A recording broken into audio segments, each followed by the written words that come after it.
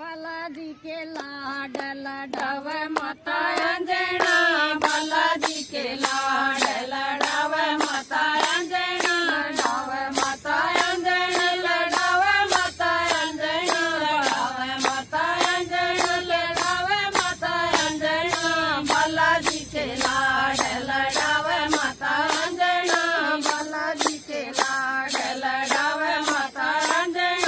गंगा जल की भरिए बालटी, गंगा जल की भरिए बालटी, मसळ मसळ केनु आवे माता अंजना, मसळ मसळ केनु आवे माता अंजनी, बालाजी के लाडल डावे माता अंजनी, बालाजी के लाडल डावे माता अंजनी, डावे माता अंजनी, डावे माता अंजनी, डावे माता अंजनी, डावे माता अंजनी, बालाजी के लाडल डावे माता अंजनी, बालाजी के लाडल डावे माता अंजनी। नुआ दुआ के कसे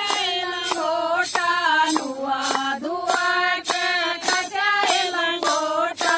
राम का नाम सुनावे माता अंजनी, राम का नाम सुनावे माता अंजनी, बालाजी के लाडल डावे माता अंजनी, बालाजी के लाडल डावे माता अंजनी, डावे माता अंजनी, डावे माता अंजनी, डावे माता अंजनी, डावे माता अंजनी, बालाजी के लाडल डावे माता अंजनी, बालाजी के लाडल डावे माता अंजनी। कैसे कैसे तंदन भरिए कटोरी, कैसे कैसे तंदन भरिए कटोरी, बालाजी का तेल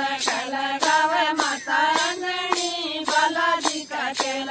लगावे माता अंजनी, बालाजी के लाडल डावे माता अंजनी, बालाजी के लाडल डावे माता अंजनी, डावे माता अंजनी, खेलावे माता अंजनी, डावे माता अंजनी, खेलावे माता अंजनी, बालाजी के लाडल डावे माता अंजनी, बालाजी के लाडल डावे माता अंजनी। ठुमक ठुमक पग धर हनुमाना, ठुमक ठुमक पग धर हनुमाना,